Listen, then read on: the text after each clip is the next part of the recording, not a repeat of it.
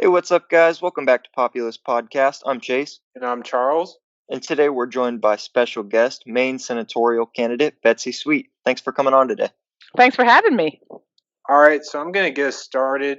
Would you like to tell us a little bit about yourself, where you're from, why you're running, etc.? Sure. I am Betsy Sweet, and I'm running for the United States Senate against Susan Collins. And I come from Hollowell, Maine, which is right near Augusta, the capital. And, we're in this race. I'm in this race because we're in trouble. I think we have a lawless president. We have the billionaires and the big money in charge in Washington calling the shots. And we have a senator in Maine, Susan Collins, who is there doing the bidding of her party and Mitch McConnell and goes along to get along with the Republican establishment and has left the people of Maine behind. I have been an advocate for the people of Maine for the last 37 years here, working on health care and rights for women and children and the LGBTQ community, as well as working for disability rights and people with mental health, and to make sure that our budget in Maine reflects the priorities of Maine people. And so, in all those years, I've learned a lot of skills and cared a lot about issues. And I think that is the kind of leadership that we need in Washington right now. All right, so I'm going to talk a little bit about the race here. Sure. So as of December 31st, 2019, you were in fourth place in terms of fundraising. Incumbent Susan Collins and your primary opponent, Sarah Gideon, have raised 40 and 30 times the amount you have respectively. So how do you plan to overcome this deficit? Well, we are continuing to raise money, and we are very proud that we are doing a lot of small donor fundraising, because one of my big issues is to get money out of politics, because we're not holding elections anymore, we're holding auctions, and in which the elections go often to the highest bidder. And I can guarantee you that the people of Maine, the citizens of Maine, the voters of Maine are not the highest bidders. And so we don't get health care, we don't get good action on climate change because of the money that is lining the pockets of politicians. I have been a grassroots organizer and a grassroots worker in the state of Maine for a long, long time. And I ran for governor 2 years ago. So we have a statewide network in place. We have extraordinary loyal volunteers. We have people who are on the ground. And we are not going to beat Susan Collins by outspending her or by putting more negative ads on TV than she does about her. We are going to win this kitchen table to kitchen table. We are going to win this with a grassroots effort. And that is our, both in terms of our message and in terms of how we're organizing. I think that is that's the way we're going to win this over the money. All right, so I'm going to get us started on some policy discussions. Sure. When Social Security is set to run out of money by 2035, how do you think we should try to save it? Running out of money in Social Security is not an option. People have paid into that system, and we need to pay it back exactly as we have laid it out. So I think we need to look at indexing Social Security. I think we have to look at whatever we can to enhance Social Security, look at the investments we have stolen. The United States government has stolen from Social Security, from the reserves, and used it for other things. And I think we have to stop doing that. And we have to make sure, I think the limits that we put on the upper end in Social Security, we have to take those away. And we have to make sure it's secure for many, many thousands and hundreds of thousands of people in this country. That is their retirement. And so it has to be sacred, and it is something that people have paid into, and they deserve to get it out. So I'm going to move directly onto your state. And an issue facing Maine today is a declining workforce. The rate at which the youth is entering the job market is decreasing, and that's obviously incredibly detrimental to the economy. So what action would you support to help abate this crisis? I think it's so true. We are the only young people moving into Maine are young farmers, and they're doing an extraordinary job of revitalizing our rural economy. But we have a couple of problems. One is that the minimum wage is too low. No one can live on the minimum wage, and I'm not saying that people should, but a lot of people do. So we have to raise the minimum wage to at least $15 an hour, and it has to be indexed to the cost of living. The other thing that we have to do is we have to look at, in Maine, we are poised to be the epicenter of green energy production between the ocean and the sun and the wind. We could be the net exporter, not just from Maine, but to the rest of New England and maybe to the rest of the country, of green jobs that are good paying jobs. We could also be the training center for people, engineers and technicians who want to work in the green energy field. We have the opportunity to actually be that epicenter. So that would attract a lot more jobs, a lot more money. But I think the other thing is we have to look at how much it costs to live in Maine and across this country. For young people saddled with college debt, saddled with the cost of education, for young families, the rent is too damn, the mortgages are too damn high. We are looking at childcare that's not paid for, pre-K, universal pre-K that's not paid for. In every other democracy, in an industrialized nation, those things are considered the public good. Those are paid for out of the public good. But here, even though they say the economy's good, well, what does that mean? That means that the stock market's doing well. Well, most young people, most of us are not invested in the stock market, and our costs are huge, and those are continue to go up even though wages do not keep pace with that. So we have got to address some of these things. And I think when we get universal Medicare for all, that cost will go off of people's radar. When we take care of student debt and we take care of college, paying for college, that will go off of people's economic balance sheet. And then we will have people will be able to afford to live in Maine, afford to be here as we attract new business that it pays enough money and pays wages that people can live on. All right, so sticking on the area of Maine, according to the 2010 census, Maine is the most rural state in the country. On top of that, Maine has a pretty sizable hunting industry. How do you make the case for gun control to Mainers who in 2016 had the 10th lowest firearm death rate in the country? Yeah, so it's really interesting. I spent a lot of time talking with people all over the state, both in the very rural areas where there's a lot of hunters. And I think that, first of all, there's nobody who wants to interfere with people's hunting rights. But I also talked to a lot of young people and a lot of parents and children who are scared to death at the number of firearms that are in this country, that are in this state. And, even though people say, well, we haven't had a mass shooting recently in Maine. You know, I run into kids all the time who ask for Christmas for a bulletproof backpack. I run into kids who decide that they're going to go to a smaller college rather than a bigger one because think it'll be less likely to have a mass shooting. So the level of anxiety that people have, the number of lockdowns that our kids are being exposed to is huge in terms of anxiety. And then if you look at also at the numbers that you're looking at, 87% of Mainers support a universal background check. That should be a no-brainer. But what keeps us from doing that? What keeps a ban on assault weapons from happening? What keeps it is the money in politics. So it is the money of the NRA and the gun manufacturers that's lining the pockets of politicians on the state level and on the national level that is keeping us from doing the most basic safety issues. I had a really interesting experience with a gentleman who came by and walked by a table of my stuff, and he said, "Oh, you're too liberal for me. You want to take my guns away." And I said, "No, I don't."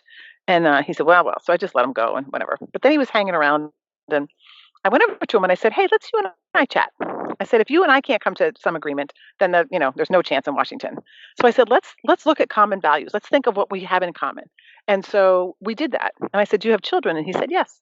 I said, "Okay." So we talked about our kids for a little bit, and then I said, "I'm assuming that you don't want your kids shot at school or a concert or place of worship any more than I do." He said, "Right." I said, "Okay, so what should we do about that?" And he said, "Well, I think we should enforce the laws already in the books." And I said, "Great, I'm with you 100%. Let's do that." I said, "Now what? What else?" And he said, "Well," "Well," I said, "Well, what about background checks?" Thinking that was something that most people support. He said, "No, no, no way. No way. I'm not doing background checks." I said, "Okay." He said, "But I do think we should look and see if someone has a criminal record or if they have a mental health issue or they've been involved in domestic violence." So I said, "Oh, okay." I said, "Well, what would you call that?" And he said, "Well, I would call that an investigation." And I said, "Great, let's do investigations." And I think, talking with people, I think if we can get away from those buzzwords, it's become such a tribal camp, like you're either, you know, anti-gun or you're pro-gun, and that's just not where people are. That's not where people in Maine are. That's not where, no one's talking about taking guns away. We are talking about reasonable safety standards. And when we can talk about it in a reasonable way, then I think people across the state share very similar values about this, and I think we could make progress. All right. Well, I'm going to again stick with Maine. Roughly 8% of Maine's population works in or around the healthcare industry, making it the largest industry in the state. So, how do you sell the idea of eliminating the private insurance sector, a move that would in turn eliminate a vast number of healthcare jobs?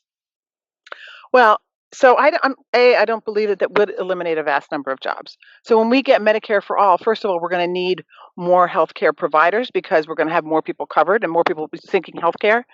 The other thing is that, all the Medicare for all plans that are out there are ones that actually call for a just transition for the people who are working in the industry. So, workers who are working in the insurance industry in Maine and across the country, we are going to need people to administer the system, the new system that comes in. So, hopefully, they will be able to get jobs in that sector and be able to come help us administer this new program. The people that we probably won't be able to protect are the CEOs who are making millions and millions of dollars off the backs of people who are trying to get health care. And so off of their insurance premiums. Those people we probably aren't going to be able to protect. But my guess is that they've made enough money already that they'll be able to take care of themselves. But in terms of the workers, there will be a just transition, and I think we have to make that that's part of any healthcare plan that we do. But I think we have to look at, are we worried more about the workers, or are we worried about the hundreds of thousands of people who don't have healthcare at all, who don't have access to healthcare, or the 27 million people in this country who have no insurance, or the 64 million who are underinsured? To me, that's where my concern lies. And I think as long as we provide for a just transition and retraining and we include that in the cost of it, then I think we have an opportunity to actually do the right thing and get people, everyone in this country, the coverage that they deserve. I'm not willing for the United States or for Maine to be the only country out of the 33 industrialized nations in this world that haven't figured it out. Everybody else has figured it out except for us. And again, I don't want to sound like a broken record, but I believe the reason that we have not figured it out is because of the money that the insurance companies and the pharmaceutical companies make and then use to line the pockets of our politicians. All right, so I have one last question, and then Chase has another question after me. Sure. On your website, you express support for reparations to both Indigenous people and Black people. How do you foresee reparations being doled out in the least convoluted way possible? Yeah, that is a fantastic question to which I do not have the answer.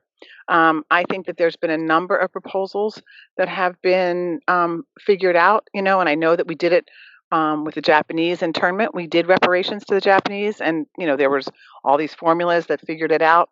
I think that we don't. I don't know. I don't have the how. I think we have to get to the what.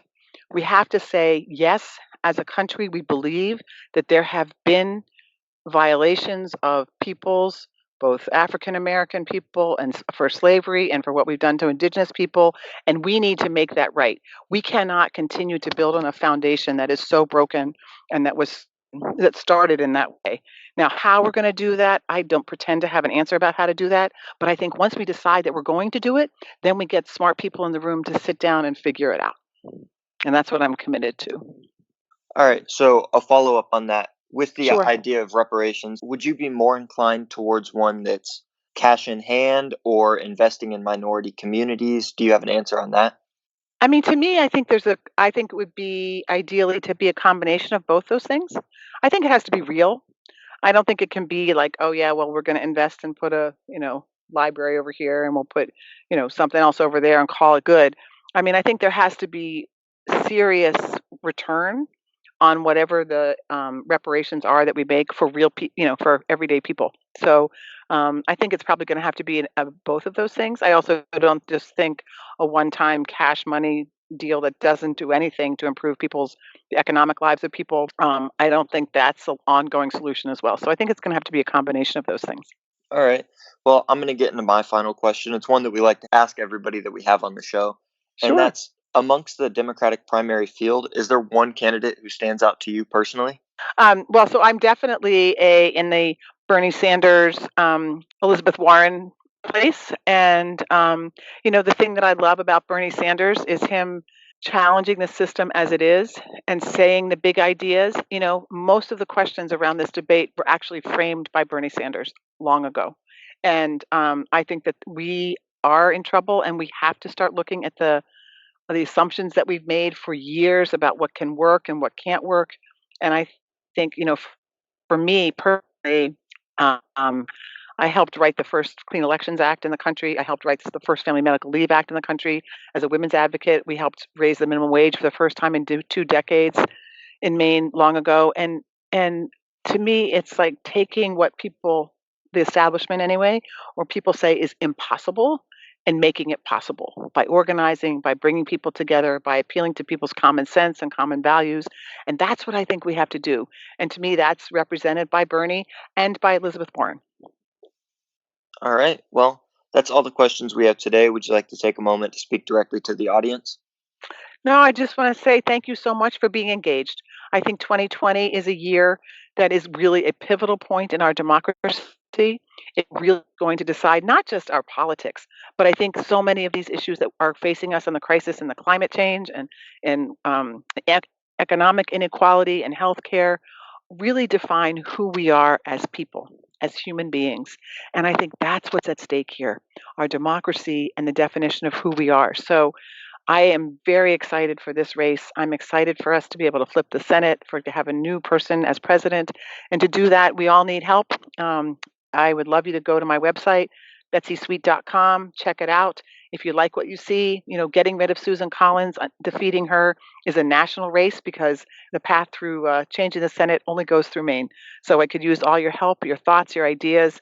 And if you can help us out, that would be great. But whatever you do, wherever you are, get engaged, stay engaged, and find 10 people who have not been engaged and get them involved too. All right, that's all we have for you guys today. If you'd like to support Betsy's campaign, you can find all the links to our website and social medias down in the description. Thank you so much for watching, and we'll see you on the next one.